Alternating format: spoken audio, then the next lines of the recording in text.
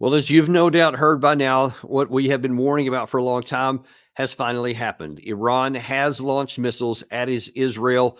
And as we've had when Ted Postal was on our show from the MIT professor several times over the last few months, we warned then that if Iran decided to strike Israel without giving all the advance warning as they did last April, that the missiles would go through the Iron Dome system. And that's exactly what has happened. Gary's going to have some great B-roll to show you here shortly. But listen, we're going to do something a little unusual here. There's a Pentagon briefing that's scheduled for 2:30 p.m. Eastern time, about 13 minutes from now.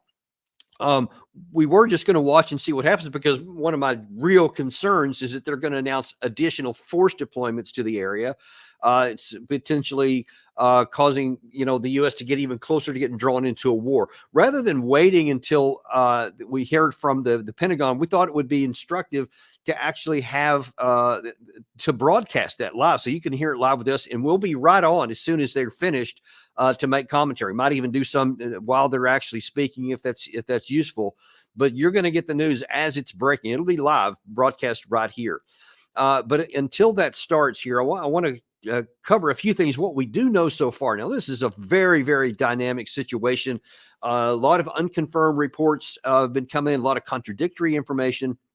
But what we do know so far is that reportedly up to 400 missiles have been fired from Iran. And again, as we warned previously, in the April attack where there was 350 drones and missiles that were fired, and many of those were the older kind, and a lot of them fell apart before they even hit the target. This time, they appeared to be a majority of the modern ones. And what you're seeing right there, by the way, that's the launch of the missiles from Iran. That's when the missiles are going up. That's not the Iron Dome system. That's some of the launches that was going on. The time of flight, from what we've been told so far, of some of these hypersonic missiles has been 10 minutes. So Israel got multiple hours advance notice last time. They had barely 10 minutes this time. And as we mentioned in our show earlier today, the U.S. had announced that they had indications that Iran was preparing to fire ballistic missiles, and now we know that's exactly what happened. And as you can see from these scenes here, these is just some spectacular, unbelievable kinds of situation here. These are all missiles that got through the system, the Iron Dome, the Arrow, all the other kind of air defense systems that Israel had. And we don't yet know what the impact of these was. We don't know what they struck, how many people may have been killed or wounded. We just don't know so far. There's kind of an information blackout. One of the things that Israel wants to do is control the communications environment so that only information that they want gets out. But look, that's not going to last very long in a free and democratic society. People are going to be broadcasting this stuff and sending cell phone videos. I think we have a few more of those we can show later on. But this is a major, major change. We had, and I'm going to actually, no, let me not talk about it. Let me just show it to you.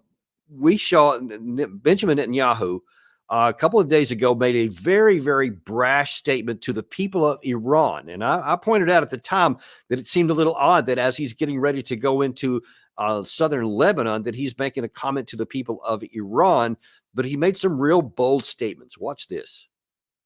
Every day, their puppets are eliminated. Ask Muhammad Def. Ask Nasrallah. There is nowhere in the Middle East Israel cannot reach. There's nowhere we will not go to protect our people and protect our country. With every passing moment, the regime is bringing you, the noble Persian people, closer to the abyss. But you know one simple thing. Iran's tyrants don't care about your future, but you do. When Iran is finally free, and that moment will come a lot sooner than people think, everything will be different. Now, just think about what he's saying there. He has been so cocky and so bold and telling the people of Iran that the end of the Iranian regime is coming. Now, this is coming on the heels of when he has just assassinated the political leader of Hezbollah. This is when he had previously assassinated the political leader, the negotiating guy from Hamas in Tehran. So you better believe that the Iranian leaders were listening to that, and you can see from their perspective, there is no value in withholding their weapons like Nasrallah did. He withheld his weapons thinking that they would serve as a deterrent from Israel. They didn't, and he's dead. So now Israel is not going to follow that same thing. And especially with that statement there that the end is coming sooner than you think. What does anybody think they're going to do? And you saw him very cockily comment there that, what about these couple of names, Nasrallah, et cetera. Those were mentioned by Iran in their response to why they did this. They say this is a response against Israel for the assassination of Nasrallah, for Hania in Tehran, and I think a couple of others. Not that one that was mentioned there, I believe it was a different one. And of course, probably still going back to their embassy compound that was destroyed by Israel earlier. See, this long history of things, and then also the incursion into the southern Lebanon there against their proxy Hezbollah. Now, you can't make those kinds of accusations and claims and think that nobody's ever going to do anything. And listen, Iran does not want war. They have signaled with this strike, just like they did with the one back in April, that they don't want a continuation and an expansion of the war. You listen to that carefully. Iran still does not want an escalation of the war. So, depending on what report you want to believe, somewhere between 200 and 400 rockets have been fired. You saw that video we were showing a second ago. A substantial number of them got through. We don't know how serious it is yet, but what they said in the aftermath was, this is a done deal. This is our response for what you have done up to this point. And they came with a warning. And if you don't stop now, if you retaliate further, then there will be even more. And listen, even if that higher number was true, if it was 400, that represents a relatively small percentage of what Iran has. They can launch thousands of these things if they wanted to. And you saw that the Iron Dome didn't stop those. And it's going to be real interesting to see, and we probably won't know till tomorrow sometime, what targets were selected. What did Iran target? Because was it some of their big military bases? Was it any of their infrastructure, et cetera? Because it could get a lot worse. So we'll see what happened from that. Now, what do you think the chances are that Netanyahu is going to say, dang it, okay, all right, well, that's fair. I mean, we knocked out all these people, we assassinated these, so sure enough, we'll stop here. I mean, there's no chance of it. And in fact, the spokesman for the Israeli Defense Forces, even before all the missiles had stopped falling, had already announced there will be consequences for this, was the phrase that was used. And that can't surprise anyone, because as I've been telling you for a long time, Netanyahu wanted this. This is what he wanted. He wanted to spawn a response from Iran so that he could then, I feel very confident, launch a direct attack against Iran proper. Not against any of their proxies, but against Iran. And you already know, because we showed you earlier today, you got Jack Keane has been screaming for this. Lindsey Graham apparently is already back out there talking again about, yep, it's time to go after Iran. I've been telling you all this for all this time. All these people are going to be acting like this is coming out of nowhere. They're going to say, see, I told you Iran was going to be doing this stuff, oblivious to the fact, or else just willfully ignoring the fact that these are all responses to what Iran has done, that Iran has shown great self-constraint here, in fact, over amount of time. The fact, just to give you a sense of comparison, can you imagine if the United States of America or London, Great Britain, had one of their embassies somewhere destroyed by an adversary, destroyed, so that the people inside were assassinated and killed, and we wouldn't have just gone crazy? Or that during a presidential inauguration in Washington, D.C., or maybe with the prime minister in his inauguration in London, and someone assassinates with a missile one of the invited guests because they were an enemy of someone else, and we would not have just gone crazy about that. Or that our embassy personnel had been harmed and wounded in a pager explosion sent out by a foreign intelligence service, and we would not have gone crazy about that. We would have retaliated after every single one of those major kinds of things. Iran did none of those things until today. They withheld from all of them, even these big ones, until now, because you just can't push somebody any further and think they're going to do nothing. But again, that implies that Netanyahu didn't want Iran to do anything. And of course he did. I mean, it's self-evident, and we're being dishonest with ourselves if we say he didn't want a response. Because you can see when you look at all the things that he's been doing ever since October 7th, has been he wants to destroy Hamas, and by that he means solve the Palestinian problem once and for all. He wants to destroy Hezbollah. These are words that he or some of his senior lieutenants have been using in Lebanon. And his big prize is he's wanted to knock out Iran. So he wants to, in one fell swoop, in a big motion here, he wants to destroy everything. And he's been counting on the United States to help him out. We did help him out physically in April of this year. And now then we have a note, actually a comment here from Lloyd Austin, which I think was delivered last night. Gary, if you could throw that one up there, I'll read off the screen here because it's kind of small. This is a statement that was made by Austin before this strike happened, in which, let's see if there's that. No, I'm talking about Danny. one. Oh, yeah, no, I know. Danny, before we get to that, and we'll go right to that, wanted to give everyone a heads up that the Pentagon has pushed off their briefing for not until 3:00. So we got some time here to flesh some things out. So we'll still get to it live at 3. We thought it was going to be 2:30. They moved it. We didn't move it. So we'll take it live at 3:00. So we got plenty of time. You can delve into some stuff, maybe get into the Hargari statements that he made previously. Yeah, let's do that, Gary. If you could also have the other Netanyahu one from the United Nations speech, that's also useful. Sure, got that. We'll talk about some of that. But first of all, let's go ahead and show the Austin one. This is from last night. Yeah, I'll get right to that. Okay.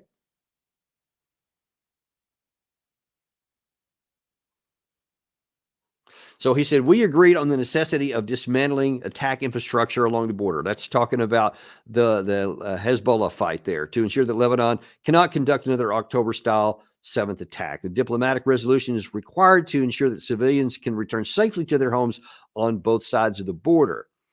We discussed the serious consequences for Iran in the event Iran chooses to launch a direct military attack against Israel. That's the Secretary of Defense probably about 12 hours before this event actually took place. Well, now it's taken place. And so the big question is going to be what's next. That's why we're waiting to see what the Pentagon is going to say, because as Gary had something up on there a second ago, you had already before this, several thousand more American troops were being sent to the region already, and that included a lot of additional air power. There was some F-15 Strike Eagles, F-16 fighter jets, and F-22 fighter jet squadrons. So it's a substantial amount of air power heading to the region there. And of course, I think that there's only one possible target for that, or one possible use for that, and that is against Iran. And we're not going to use any of that firepower against Hezbollah, because that's what Iran that's what Israel is supposed to be able to handle with their military. And I want to talk about that aspect for a minute, because this is really important. I know there's so many. We showed that clip from an article from Eli Lake earlier. And Gary, if you can be pulling that clip up, we use the one with Jack Keane while I'm talking here. But Eli Lake, who's a former administration official, came out and said something I found reprehensible, quite frankly, where he's basically saying, hey, you know what? Let's take advantage of this opportunity and take care of Iran once and for all. I mean, it almost sounded like it was coming from Netanyahu himself. But that is both illegal and immoral. Let's call it for what it is. Gary, give me a thumbs up when you have that clip ready, the one from Keene earlier. Because look, we have the U.S. Constitution, and we have the 1973 War Powers Act, which says, that's the article that he's talking about right there. The virtue of escalation. Look, people like this, they anger me and infuriate me, because number one, they have no bloody idea what war is all about. My first combat engagement was in Desert Storm in 1991 in Iraq. And I saw firsthand, not just the actual combat and the men killed in action as a result of our actions here, but I also saw the consequence on the civil population. And it was just horrific, the stuff that had happened. And it just, I was far more upset about the consequence I saw in the civil population of Iraq than on the troops of Iraq. Because, I mean, that was a fair fight, relatively speaking. But, I mean, they were armed. We were armed. We went into an engagement, and our side came out successful. But the people are the ones that really suffered. And for people like Eli Lake here to talk about and has the audacity to use the term, the virtue of escalation, meaning killing people in escalating war, not because Iran is threatening us. Iran isn't threatening us. They're threatening other people. And they're not even threatening. They're having an engagement against Israel as a result of what Israel's been doing to them and to their proxies and to their supporters in the region here. But what Lake is talking about is let's just go after Israel or Iran because we don't like them, because they're not. We don't. Our friend in the area doesn't like them. So he's actually saying that we should escalate. Do you have that video ready to go, Gary? Eli Lake says this in the Free Press, that there are now strategic opportunities to go after Iran's nuclear program. If Harris and Biden were wise, they would shelve their strategy of endless ceasefire talks and instead embrace Israel's escalation, because the best way to end a regional war is to win it. Where the Biden administration is, I think, they just want it to stop. That is simply where they are. And I think that is quite appalling, because they should be on Israel's side to crush Hezbollah, to crush Hamas, to crush the Houthis, and do that with our assistance as much as possible, to set Iran back for years to come and remove them as the dominant aggressive force in the region. Who is the dominant aggressive force in the region? Who is actually talking about going to war with somebody that's not threatening them? At least you can say between Israel and Iran that various times, and regardless of who started what, I mean, they're focused on each other, and both of them have some justification in saying, well, they started it, or their fault here because they're against us. I mean, they both stated that they are against each other, but not us. And yet you see Jack Keane and I understand Lindsey Graham moments ago, and Eli Lake there. They're actually saying, let's just use our power and go kill a bunch of Iranians. Let's just do it, just to be done with it once and for all. That is a grotesque misuse of the United States Armed Forces. And by the way, you talk about lives. He's not concerned about the Iranian life. They're also not concerned about the American life, because they are damn well loose and free with sending the U.S. military into a combat zone where Americans could get killed, whether that's pilots getting shot down, whether that's so many of our troops in the region are extremely vulnerable. And I want to reinforce that. Gary, if you can throw up that map of the deployments we have in the area, just take a look at this here. This is where there's roughly 57,000, and now it's over. It's probably closer to 60,000. But you see, they're all over the place. And let me just tell you, since I was deployed there several times during my career, or a couple of times specifically in Iraq, is that a lot of these smaller bases, and that's what a lot of these are, is we just have guys spread out in some of the smaller bases and a handful of bigger ones in the area. They have some air defense capacity for like mortars or from small scale rockets. And I'm talking like, they'll call them Katyusha rockets. They're relatively small, but they don't have defenses against ballistic missiles, against hypersonic missiles. If the Iranians fire a missile, they'll find the target. They'll get hit. We can even shoot down some of the drones, although some of them have actually gotten through. We've lost some of our troops because of that in Jordan already. And you are just casually not worrying about this, because Gary, throw up now the one about the Iranian missile ranges. If we get into a war with Iran, if the Pentagon comes out here and says we're sending more troops into the region and we're going to consider, give the president options to go to war against Iran for what's happened here, look at those missile ranges here. These are some of the bigger ones. You see virtually everything in those circles there is covered by the force deployment that I showed you a minute ago. Every one of our troops would be at real risk because we don't have any defense against them. Now, I've been arguing for years that we need to get our troops out of there. I keep saying over and over, they serve nothing but a point of strategic vulnerability, and this is it. This is one of the biggest points of vulnerability they had. Already some troops had died because we didn't pull them out there earlier on just some of the smaller scale drone strikes, etc. But now then you're on the verge of potentially a major regional escalation into all out war. And now then those troops, if we get into a war, are just sitting ducks for the Iranian side. Now, Iran doesn't want to. Iran doesn't want to attack these folks because they don't want a war. That's, again, I'll reiterate, the way that they did this attack and the things they said afterwards, they said, we're done. We aren't going to escalate further unless you retaliate. But since Netanyahu has wanted this and he wanted to spawn it, then it's up to America. So the question is going to be, and why I'm so interested in seeing what the Pentagon has to say here. I mean, I hope that the Pentagon just says something like, we're monitoring the situation. We're carefully working with all the regional actors, whatever, just a bunch of nonsense, just a bunch of words, as opposed to saying, yes, we're going to send 10,000 troops into the area, or we're going to send the Marines to bolster up or whatever. I pray to God we don't get that, because if that's what comes out of this, then folks, we're in real trouble then, because if you put that much combat power, a lot of combat power in the rest, especially if you think about putting any ground forces, then that indicates that there is some very foolish decision makers who are thinking in some bad directions. Because if you send that many folks in there, then you're going to tell Iran, you're going to signal Iran, okay, your chance to strike is now. All those targets I just showed you, I assure you, they have what's called 10-digit grid coordinates for all of those places right there already. They have them targeted. I would just almost wager my whole year's salary on that. They know where we are. And they know that the longer that they waited, if there's time for deployments to take place, then they'll become more and more vulnerable. The Iranians will be, and our troops will get more and more protection. So they will be tempted to think, should we strike now while they're at their most vulnerable and we can do something, or should we wait and let America build up its forces when we can do a lot less and they can do a lot more harm to us? You see where the temptation would be there. So we should not put ourselves in that position.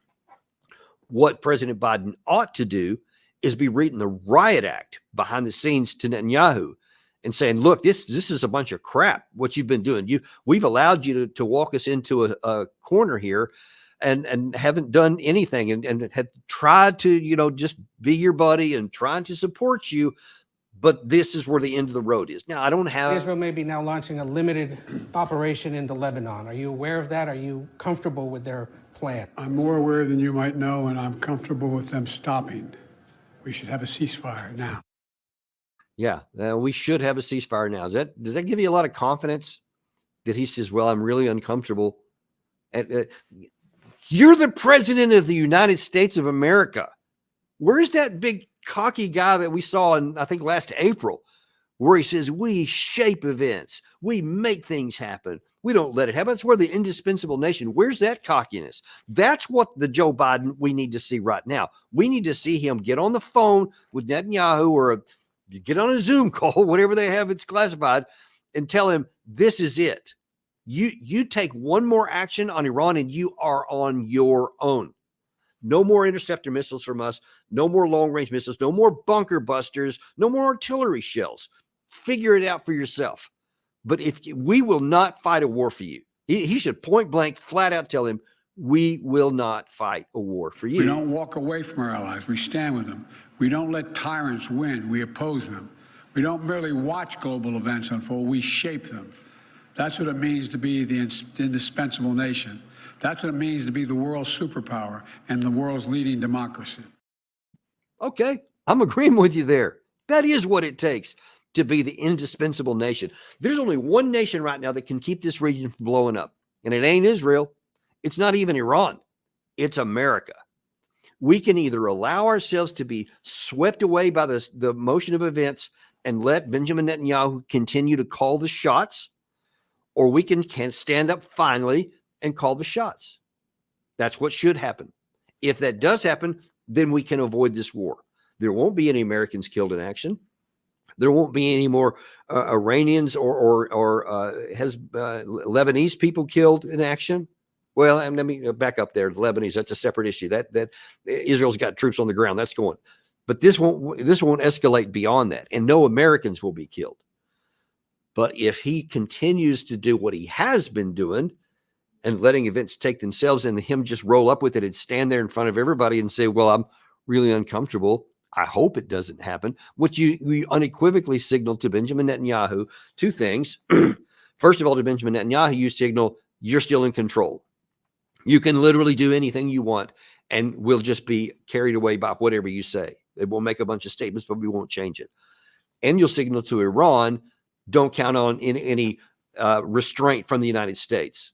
And in fact, if we talk about here and coming up now, about 20 minutes, 18 minutes, if the Pentagon comes on there and says that we're sending more combat power, then you have signaled to Iran the likelihood that they're going to go to war with the United States, and they'll take whatever actions they're going to take. They've already seen that delay just gets the leaders killed, as happened to Hezbollah and Hassan Nasrallah. So it seems that we're putting them in an awfully difficult position to, quote, use it or lose it. And that means take advantage of the targeting of American troops while you have the chance, while our vulnerability is at its highest. So that's what is coming down from that. Now, let's talk about realities for a minute. We are now, what is it? I think 5 weeks away from the presidential election. So what does any rational person, any political animal think that Joe Biden's going to do heading that close to the election, knowing for sure that so far Kamala Harris and Donald Trump have been, beating each other up trying to say who's the most pro-Israel. So for sure that if Biden reads the riot act to Israel and doesn't go to war for them, that you can count on the Republicans and Trump to say how weak they are. And you guys, you handed a victory to Iran. I mean, any number of things. I mean, they'll be shaming them into action. And of course, that'll resonate with a lot of the voters. And they'll think, wow, yeah, you really did, because they've got control of so many of the networks, and that message will go out all over the place. And so that's going to make Biden go, yeah, about that. I'd rather win the election for Kamala Harris and my side. So we want to keep our policies going. So almost certainly you're going to hear her say, yeah, we have to go to our friend Israel. I mean, that's all she's ever said so far. Going back to the presidential debate, her interviews since that time, she keeps repeating that theme over and over. We'll do whatever it takes for them. But then there's the issue of the legality. So I know, at least in the past and still on paper, America is a country governed by the rule of law. So if there was a law, say, for example, the 1973 War Powers Act or the Constitution itself, and it said that the only entity, the only power authorized in America to take our country to war is not the executive branch, it's the legislative branch. Only Congress can authorize war. And the Constitution specifically prohibits the president, the commander-in-chief, from taking the country to war. The 1973 War Powers Act is even more specific in that it says that, and in fact, it was written because of some abuses by the administrative branch prior to that, that unless the U.S. is attacked or our forces are attacked or are imminent attack or a threat of attack, only then can he unilaterally use the armed forces to respond, and then he has to still come back and get congressional authorization to go beyond 60 days. Many people always think that there's this 60-day get-out-of-jail-free card that they can do whatever they want and then come to Congress, and that's not true. That is a complete lie. That people misinterpret that because they want to misinterpret it, by the way, just pointing that out. The actual law says you can't. It says that any other purpose must first have congressional authorization. Now, that's supposed to be a declaration of war, by the way, the Constitution, but there's, you can have an AUMF, authorization for the use of military forces. It's kind of a cop-out, but at least it is a congressional authorization. I know that probably I've seen a lot of headlines already. Everybody's all up in arms about what happened to Israel, and everybody's ready to, heap doom and gloom on top of Iran. But what should be happening in the Congress is not just calls for military action. It should be calls for debate. This is where we need to be saying, okay, let's slow things down here. It's time for us to debate. Do we want to go to war? Are we willing to spend more of our treasure and sacrifice some of our sons and daughters for a war that should never happen, for a war of fighting when we're not even involved? And there, thanks for finding that, Gary. I had heard that he said, I hadn't seen his exact quote there, where Lindsey Graham is saying that there needs to be an overwhelming response. I assure you that Lindsey Graham was the happiest person in America when he saw that those missiles were falling. He could care less about any Israelis who may have been killed in the process. He is just gleeful And I can assure you, he'll be on every network that'll give him a mic about saying that same thing, that we need to fight more. So instead of the member of the United States Senate saying, let's follow the Constitution and the U.S. law, and let's have a debate, even a quick one, and let's talk about this, give the people a chance to weigh in. He's not going to do that. He's wanting to push us quickly into even more war, into irrevocable war. And there's going to be a lot of people that are willing to do that. And I am unequivocally opposed to that. So I am categorically against everything he stands for, and anyone who's going to be pushing this same button, whether it's him, Eli Lake, Jack Keane, John Bolton. I'm sure he'll be just as adamant about this as Lindsey Graham has been, because he's been lusting for a war for so many years against Iran, oblivious to the fact that all this stuff is because of aggression done by Israel against Iran. That's the bottom line. Yeah, I don't care what anybody would like to be true. That's what is true. Objectively, that is true. As I just told you, no American government that has ever existed or will ever exist would allow our embassy to be destroyed, would allow one of our leaders to be assassinated, or especially if someone would be assassinated in our capital city during an inauguration, and not just absolutely have an overwhelming response. We would. So to suggest that Iran shouldn't, and that there's something wrong with him for now responding, is of course irrational. No one accused Lindsey Graham of being rational, or John Bolton of being rational. So there's that. But then there's also an even bigger issue. Well, maybe not a bigger issue, just as big, I say. And that is our capacity to wage war. If this was the only thing on the plate, we could handle it. We could definitely send a bunch of firepower over there, a bunch of ships and missile carriers, and a bunch of ground forces. Even if we could probably do some real damage to Iran. But it's not the only thing that exists out there. There is also the potential for us to get drawn into a war in the Russia-Ukraine war in the Middle East. Of course, there's the ever-present possibility that so many talk about in the Indo-Pacific between China and Taiwan. And if we get drawn into this war, let me just remind you of a few things here recently. It's a couple, 2 or 3 weeks back in Kiev, when people are talking, when there was some discussion about whether we should give long-range missiles to Zelensky to be able to use against Russia, there was some question about, why are you slow rolling it? Why are you holding back all these ammunition and weapons from Ukraine? And Jake Sullivan, the National Security Advisor, came out and told us, well, it's not that we're slow rolling it. It's not that we're holding it back for no good reason. We're actually don't have them. We actually have a real problem with interceptor missiles. Is that something live right now, Gary? The White House Situation Room, joined in person and remotely by their national security team. We are still working with the IDF and the authorities in Israel to assess the impact of the attack. But at this time, and I stress at this time, we do not know of any deaths in Israel. We are tracking the reported death of a Palestinian civilian in Jericho in the West Bank. We do not know of any damage to aircraft or strategic military assets in Israel. In short, based on what we know at this point, this attack appears to have been defeated and ineffective. This was first and foremost the result of the professionalism of the IDF, but in no small part because of the skilled work of the US military and meticulous joint planning in anticipation of the attack. We're also aware of reports of a terrorist attack in Jaffa that took the lives of a number of Israeli civilians and wounded several others today. Our condolences go out to the families of the victims and to the family of the Palestinian civilian in Jericho.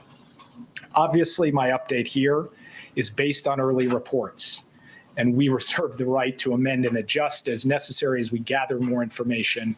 The word fog of war was invented for a situation like this. This is a fluid situation.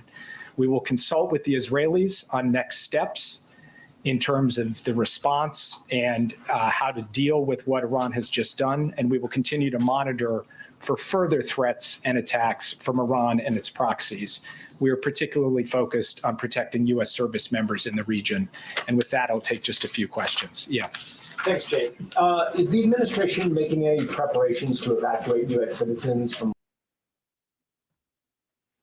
Gary, go ahead and leave that on. Let's go ahead and see what those questions are. We've had some initial discussions with the Israelis in the aftermath of this at the military level and also at the White House to Prime Minister's office level. We'll continue those conversations in the hours ahead. I'm not going to prejudge or get ahead of anything. We want to have some deep consultations with the Israelis, and I'll have more to report to you after we get the opportunity for deeper discussions. And escalation in the region? Obviously, this is a significant escalation by Iran, a significant event. And it is equally significant that we were able to step up with Israel and create a situation in which no one was killed in this attack in Israel, so far as we know at this time. We are now going to look at what the appropriate next steps are to secure, first and foremost, American interests, and then to promote stability to the maximum extent possible as we go forward. Yeah. Back in April, the president's message to Israel was to take the win when the U.S. and Israel were able to intercept the barrage of Iranian missiles. Is he recommending a similarly limited response this time? I will not, from this podium, share the president's recommendations. He will have the opportunity to share them directly. We're going to have, as I said, ongoing consultations with the Israelis this afternoon, this evening. It is too early for me to tell you anything publicly in terms of our assessment or in terms of what our expectations are of the Israelis or the advice that we will give them. So will he be speaking to Prime Minister Netanyahu today? I don't have anything to announce from this podium, but I can tell you that he is tracking this minute by minute. We are very much deeply in touch with the Israelis, and insofar as we have calls to read out, we'll make sure to read them out with you. Just last question, then I'll turn it over. Thank you, Jake. In April, after Iran struck Israel, the U.S. issued a number of sanctions as a consequence. This morning, the president said there would be severe consequences if Iran carried out this attack. What are those consequences, and are they more severe than sanctions? Totally legitimate question, and that answer will come based on the conversations and consultations we have with our Israeli counterparts. It's too soon for me to stand before you today and give you an answer. What I can tell you is this. We are proud of the actions that we've taken alongside Israel to protect and defend Israel. We have made clear that there will be consequences, severe consequences for this attack, and we will work with Israel to make that the case. Thank you very much. Thank you. Thank you, Jake. Thank you, Jake. Okay. And Danny, right, now it looks like the Pentagon has actually moved up their briefing. They're starting in just a minute here. Okay. As soon as it does pop it up there, I want to key in on that one. The last thing he said there, that there will be severe consequences. So it doesn't look like we're out of the woods here yet. I can't reiterate enough. Iran has a lot more striking power that they can use. And if we're seeking to de-escalate the situation and bring it under stability, which Jake Sullivan just said there on the one hand, and then on the very next sentence talked about how there will be severe consequences. Okay, we're getting back that whole deal. Before that happens, we must bring this to the Congress, ergo, so the American people get a chance to weigh in. That's what's important. We need a chance to have our own voice heard in this. Look, the reason why we give Israel $3.5 or $3.8 billion every year is so they can defend themselves, so they can have a military that can handle their own national security. There's a reason for that. We don't give them that money so then they can take the U.S. armed forces on top of that. If there's to be any retaliation, which I don't recommend, but if there is, it's going to be Israel, and they should be doing it on their own. We should not help. Now, I am also interested in, because he keeps talking about the participation of the United States. So I want to know what he's talking about was done there. What have we done so far, other than just giving some intelligence, perhaps? Because he acted like there was something more. It's a question I would be wanting to ask. The other thing is he said that the whole attack was defeated and ineffective. And he said, the Iron Dome was successful in all this. Folks, you saw with your own eyes, the imagery that Gary's shown several times there. There was a lot of strikes getting through there. I don't know what they hit, so we'll have to wait till the sun comes up to be able to figure that out. But come on, I mean, you can't tell us we didn't see what we saw, that those missiles all landed on something. Now, that's going to be important too, what was targeted, because it could be that Iran fired missiles not at any of the critical infrastructure so that they could avoid an escalation. Because that's what they said. They said that this is a response for the specific assassinations, for the killing of Nasrallah, for the assassination in Tehran, etc. So all those things. So they're saying that this was our response to that, and that we're okay with it being over here. But if it continues on, they're going to continue on too. And then the next time they may strike critical infrastructure. And let me remind you that I think it was 2019 that there was a pinpoint strike by Iran into several oil storage tanks in Saudi Arabia as part of the war that was going on with the Houthis at that time. And there were some pinpoint strikes on a refinery that were, I mean, literally, there was 6 targets that were hit, and they were nearly identical in where each of the things were struck because they have that capability. Iran showed that they can hit something that's really, really important if they want to. And yeah, Gary's showing you these things there. I mean, you see with your own eyes, that's not Iron Dome intercepting anything. That is a whole barrage of missiles striking the ground. So they're hitting something. Now, I don't know that maybe they were just out in the middle of nowhere, but then again, that will imply that Iran fired them out in the middle of nowhere so that they would not escalate the war here. But depending on what the Pentagon's about to say here, this is probably going to end up being just round one. I don't see any. I mean, you heard one of the questions for Sullivan there before it cut away was back in April. President Biden publicly said, "Look, just take the win, Israel. Okay, take the win." That was the response. Let's let that be it. But because Netanyahu doesn't want that to be the end, he wants Iran to be ended. As you heard in that clip that I played you from his statement just yesterday, warning the Iranian people that, something is coming and sooner than you think. He said in a separate part of that statement there. In his UN speech, he went even further and just was demonizing, Iran. And again, just implied that they were going to go after Iran because that is his objective. He wants a military solution for everything in the region, Hamas, Hezbollah, and Iran. And it's not going to be there. He is not going to succeed. I started telling you before we cut away to that we don't have the capacity to fight a sustained war. If we get into an ongoing war with Iran, then we don't have enough missiles and interceptor missiles to fight a sustained war. At the same time, we're helping Iran or Israel fight in Lebanon because that's not going anywhere. That's not going to stop anytime soon. And by the way, apparently none of those rockets have been launched. So they still have, who knows how many are still left. I know a lot of them have been taken out, but they could have scores of thousands of those. They still are still socked away in the sides of mountains somewhere to some degree. And then, of course, you have Ukraine. World. All right, so we got this. All right, we'll cut away and go to it. Initial reports suggest that Israel, with the active support of the United States and other partners, effectively defeated this attack. We have demonstrated once again our commitment to Israel's defense. We'll remain in very close touch with Israel and other partners in the region in the hours and days ahead. So that was Secretary Blinken just moments ago, John. Yeah, so here's the thing. Okay, I know that was pretty short one there. But listen, why do we need to demonstrate our commitment to the defense of Israel? Now, listen, I know that's not a popular question in many quarters to ask, but I'm asking. So before April, it was always Iran would attack Israel through. There we go. Sorry about that. Not sure what that was. Why do we need to demonstrate anything? We're supposed to be the 500-pound gorilla. We're supposed to be the one that, as we saw from Biden earlier this year, we shape events. We're not shaping anything. Do you not see this? I mean, even if you're just a passionate, ardent supporter of Israel, no matter what, you've got to see that we're not leading anything. There's no Article 5 issue with our security arrangements with Israel.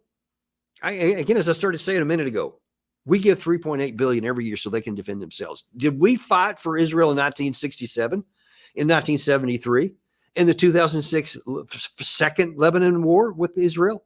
No, we didn't fight in any of those. Why is there this expectation that we now need to prove our commitment to the defense of Israel? That's done every year with them. And we just gave them another $8.7 billion just last week. So it's time to start getting things in the right order here. And we're not the ones that are supposed to be just doing whatever Israel tells us to do. We're supposed to be the ones that are shaping events. I agree with Biden. That's what we should be doing, but that's not what we are doing. We are being shaped by events. And now then you see, first it was Jake Sullivan and now Secretary of State Blinken basically continuing to be subservient to Israel, saying that we're going to, coordinate with them. There's going to be some kind of retaliation, and we're more defense, supporting the defense of Israel, et cetera. I mean, who knows what Secretary Austin's going to say? I can't imagine it'll be any different. It'd probably be the same kind of thing. We'll see what comes out. I'm not sure who's going to give that briefing, but it would seem to be the Secretary of Defense. But folks, I mean, at some point, doesn't our security have to matter? Let me drive this home to the point to where you can understand. We are putting our national security at risk by this blind adherence to whatever Israel says, even though by their very actions, they are spawning all of this. By assassinating Nasrallah and then now going in with a ground invasion after killing and wounding all their top leaders, that has just been exploded now because Israel chose to go in there. And if anyone is tempted to say, yeah, but that's only because since the 8th of October, Hezbollah has been firing rockets into Israel, and enough is enough, to quote one of their leaders saying recently. Why was Hezbollah firing rockets in there? What did they say? Was it because they don't like Iran or Israel? Because they want to attack Tel Aviv? They said explicitly and repeatedly that was in defense of the Palestinian people who were being attacked by Israel. The Houthis were attacking the shipping, then have attempted to attack even Israel a few times because of their war in the Gaza Strip. So if Israel at any time wanted to get rid of those rockets, they could easily have said, we're going to have a ceasefire, which America was pleading for them to do. And they ignored us because they don't want a ceasefire. They don't want peace. They don't want this problem to, quote, continue on forever. They want to try and get this solved militarily. So in the process of them going after something that's militarily unachievable, because they just don't have enough capacity to, you would literally have to kill millions of people. You would have to kill nearly all the Palestinians or somehow physically drive them out of the territory, just completely out, whether Egypt or Jordan wanted them or not, to just physically expel them or kill anyone who's left. And then you would have to just wipe out hundreds of thousands of people in southern Lebanon and just turn it into a no man's land, which some Israeli leaders have said it should be an opportunity or should be one of their objectives.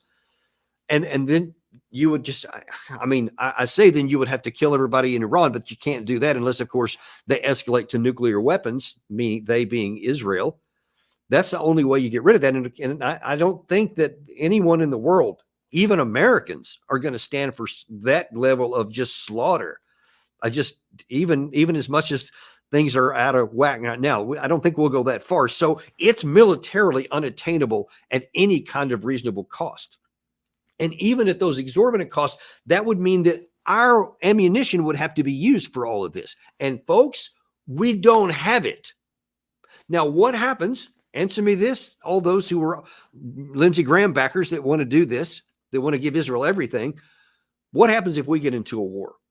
What happens if we give so many of our interceptor missiles and other rockets and artillery shells and whatever other kind of military support to Israel, to Ukraine, to Taiwan, which we continue to do, and now all of a sudden we need to fight? With what? Are you going to be content on that day to say, well, yeah, but we gave Israel everything they asked for, and now we don't have enough to fight our own battles? And now somebody like Russia, who has these huge stockpiles of ammunition, and China, who has even bigger, and especially of the categories of things that matter the most, of anti-ship missiles, anti-air missiles, we won't have the air defense to stop it. You've already seen, we've talked about it several times. The NATO officials have admitted that as recently as May of this past year, we had 5% of the interceptor missiles, the air defense missiles that we need for our flank security of NATO. And that was months ago. And how many of those have we given to Ukraine? You heard Jake Sullivan 2 or 3 weeks ago say that we've given everything that we have from all over the world to Ukraine, and it's not enough for there either. Why do you think it would be enough for us? We don't have the capacity to make those things in large numbers fast enough. So you are literally putting our national security at risk by doing this. And I just don't know how long that's going to continue to fly there. And I don't know why that's, I guess the reason why we keep doing that is because we just want to pretend like it'll never happen. Well, we're not going to get into a war with anybody. And if they do, they'll be afraid of us anyway, because we've got nuclear weapons and we'll have a trump card in there. Yeah. You want to put that to the test? Do you really want to bank your survival on the hope that Vladimir Putin is bluffing? Even though he wasn't bluffing when he went to war, even though he wasn't bluffing when he annexed these 4 territories, even though he wasn't bluffing when he annexed Crimea? Do you really want to do that? Because I don't. I actually believe that Putin, and if it came down to it, would use tactical nuclear weapons if he felt his security was threatened. And so we may get into a conventional war that we don't have enough ammunition for it, and then get drawn into a nuclear war, or be faced with the prospect of surrender and just being defeated, but at least living to fight another day, and to live to fight, to come back and try to rebuild our defensive systems. Why should we get into a situation like that? Why should we even, have a possibility of getting into there? I don't see any value in doing that at all, but that's what these people are putting on your shoulders. You are being used as, bait's probably not the right word, cannon fodder maybe, because the likes of Lindsey Graham, Jack Keane, John Bolton, all these folks, Eli Lake, now add him to that list. All these people who keep saying that we should just give Israel everything they want are jeopardizing your national security. And they're unconcerned about it because they just, it'll never happen. So they're not going to worry about it. Well, you better worry about it. I do worry about it because I see this very clearly. And now I don't have a crystal ball, so I don't know what is going to happen. And it's possible that you could take that gamble, just like it's possible you could go to Vegas and not have any idea what you want to do and put down something on a certain number of a roulette table, and it might actually land on it. So it's possible. It's possible that they could get by with this because maybe we'll be able to avoid getting sucked into a war. But if they're wrong, they're not just wrong for themselves. They're wrong for you. They're wrong for some of my brothers who are still in the uniform. Actually, everybody who's in uniform is, in a sense, my brother, in my sense. But the armed forces, your sons, your daughters, your brothers, your sisters. As you're aware, all right, we're going to conducted a significant attack against Israel today, launching approximately 200 ballistic missiles targeting several locations in Israel. We condemn these reckless attacks by Iran, and we call on Iran to halt any further attacks, including from its proxy forces. During the attack, the U.S. military coordinated closely with the Israeli Defense Forces to help defend Israel. U.S. Navy destroyers deployed to the Middle East region supported the defense of Israel by firing approximately a dozen interceptors against the incoming Iranian missiles. Initial reports indicate that Israel was able to intercept the majority of incoming missiles and that there was minimal damage on the ground, but I'd refer you to Israel for confirmation, and any questions on that is they're in a better position to discuss. Please note that we're still assessing the attack and the outcome, so numbers may change as we receive updates. Additionally, no U.S. personnel were injured or harmed during the Iranian missile attack. Secretary Austin, Chairman of the Joint Chiefs of Staff, General C.Q. Brown Jr., and U.S. Central Command Commander General Eric Kurilla have been in constant contact with President Biden and Vice President Harris throughout the day to consult on the situation and U.S. actions. In addition to his phone call earlier this morning with Israeli Minister of Defense Gallant prior to the Iranian attack, Secretary Austin spoke to the minister again just a short while ago to get an update. He reaffirmed the United States' ironclad commitment to the defense of Israel and underscored that the U.S. remains well-postured throughout the Middle East region to protect U.S. forces and defend Israel in the face of threats from Iran and Iran-backed terrorist organizations. We'll provide a readout of that call as soon as possible. To be crystal clear, as Secretary Austin has said, should Iran, its partners, or its proxies use this moment to target American personnel or interests in the region, the United States will take every necessary measure to defend our people. And separately, I do have an update to provide on DoD support to Hurricane Helene response efforts, but I'll provide that at the end. With that, happy to take your questions. We'll start with AP. Tara. Thanks, General Ryder. What Navy destroyers were involved in helping shoot down and intercept? And given this escalation, what's being communicated between Secretary Austin and Minister Gallant right now in terms of tampering things down and potentially avoiding a wider war? So the two Navy destroyers involved were the USS Bulkeley and the USS Cole. In terms of the conversations between Secretary Austin and Minister Gallant, I won't get into the private discussions other than to say we are consulting closely with them on next steps and the continued defense of Israel. And then, are there any plans underway to conduct a NEO given the increased risk of a wider war? Right now, there has been no order to evacuate. As you've heard us say before, we are a planning organization, so we, of course, plan for all contingencies. But as of right now, State Department has not called for an evacuation. Jennifer.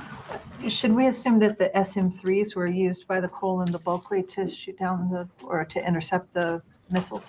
I'm not going to get into the specific type of ordnance, Jennifer, other than to say, again, they fired a dozen interceptors. And Iran said that they gave a heads up to the U.S. and to Russia. How much warning were you given by Iran? Yeah, I'm not aware of any pre-warning by Iran about their potential attack. As you know, this is something we've been following very closely for a while, based on the threats of retaliation by Iran. And so we've been closely consulting with Israel for a while now to be prepared in the eventuality. And as today demonstrated, we were prepared and we were able to successfully work alongside Israel to defend them from this attack. Let me go to Carla. Thanks, Pat. You said that the destroyers shot down Iranian missiles. Where do they come from? Were they all from inside Iran, or was some also from Yemen being shot by the Houthis? Carla, to my knowledge, and again, we're still assessing this, these were all launched from Iran, ballistic missiles. And what I said was that they fired the interceptors towards those missiles. So, and then were any other U.S. assets involved in this defense? Of course, we have a lot of capability in the region, a lot of things that are there to be prepared for a wide variety of threats. But in terms of the launching of these interceptors, it was those two destroyers. So just being clear, no ground-based interceptors were used in this. Correct. Were the were you aware of any duds that didn't fire off, that maybe Iran wanted to fire more than the roughly 200? As I mentioned, we're still assessing the outcome of the attack, and so we'll have much more information later. But these are all, our initial reports. And then on the second call with the Secretary and Minister Gallant, did he urge Israel not to respond or to moderate any response to Iran, or did Gallant share any of Israeli intentions for their potential response here? Well, again, as I'm sure you can appreciate, I'm just not going to be able to get into the details of their call, other than to say, again, we're consulting closely about next steps and the continued defense of Israel. What does Secretary Austin think about the potential for an Israeli response here? Would he urge them, without saying what he said in the call necessarily, but what are his feelings about the potential? Would he urge them restraint or? Well, look, if you take a step back here, we fully support Israel's right to defend itself. You just saw a very significant ballistic missile attack by Iran against Israel. And so, we'll continue to work alongside them to support their defense. We, of course, do not want to see a wider regional conflict. You've heard us say that many times, and we'll continue to work towards that end. But we also fully understand the fact that this was a significant attack by Iran. And so we're going to continue to consult closely, and we're going to continue to support their defense. Let me go to Laura. Thank you. Just a couple of clarifications. You say that the U.S. destroyers had intercepted or shot down the missiles, or just that they fired? I said that they fired approximately a dozen interceptors against the incoming Iranian missiles. And were there any U.S. aircraft that shot interceptors at Iranian missiles? What I've read out is what participated in the defense of Israel. Okay. And then, sorry, just one more. Can you say if there were any drones or cruise missiles that were involved in the Again, still assessing it right now. It appears it was ballistic missiles, no drones, but again, we'll continue to assess. Let me go to Joseph and then we'll come here. Thank you. Just wanted to turn to the Israeli invasion in Lebanon. For the past couple of months, the department and the secretary have called for de-escalation. You guys have voiced your opposition to any ground incursion, invasions, limited operations. After we found out that the Israeli strike last week killed the Hezbollah chief, Hassan Nasrallah, it seems like the tone changed. From the statements last night, the department and secretary said they supported what Israel is doing. So what changed for a change in that tone and that stance from the department? Yeah, I think the biggest thing, Joseph, is we fully support Israel's right to defend itself against Hezbollah. As we understand it, they will be conducting limited operations to destroy Hezbollah infrastructure that's arrayed along the border there that could be used to threaten Israeli citizens. And so we're continuing to consult with the Israelis to better understand how they intend to go forward. Obviously, I'd refer you to them to talk or ask questions about details regarding those operations. But we fully understand as part of their overall efforts to return people home that they do need to address those threats that are along the border there. And so all that to say, we will continue to consult with the Israelis and other partners in the region long term about how we can ultimately de-escalate those tensions and get to a ceasefire. Have they asked for any help from you guys doing whatever it is that they want to do? No. Yes, sir. Were the United States surprised by the scale of the Iranian attack on Israel? Well, look, like I said before, we've been monitoring this for a while. Iran had been very public about its threats to retaliate. And so it's something that we've been monitoring. Certainly, this was a significant attack, probably about twice the size in terms of scope of what we saw earlier. But again, we're still assessing the outcomes of this. And as I highlighted at the top, we certainly condemn this reckless attack, this direct attack against Israel, and we'll continue to support Israel's defense. Several Israeli media spoke about a response tonight, Israeli response tonight to this attack, including some, not just Iran, some other Middle Eastern countries. Will the United States be assisting the Israelis in their response? Well, I'm not going to speculate about hypotheticals. I'd refer you to the Israelis to talk about, I'm asking about, will the Americans help them with their Well, what you're asking me is if they're going to do something. And what I'm saying is I'm not going to speculate about what or if they may do. As I highlighted to several of your colleagues, we're consulting closely with the Israelis in terms of next steps, with the emphasis being the defense of Israel. So let me go this side of the room. Oren. Essentially a follow-up to that question, is the U.S. willing to strike Iran in response to this? Are you putting that on or off the table?